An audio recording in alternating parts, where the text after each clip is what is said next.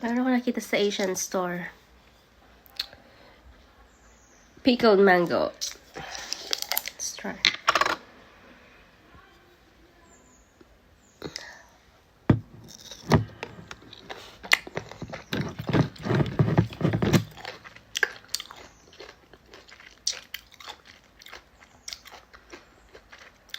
It's a Thai product.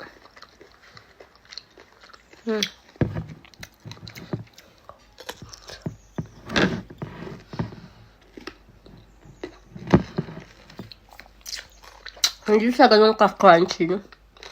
Pero pwede na. Medyo manamis-namis. No, medyo salty.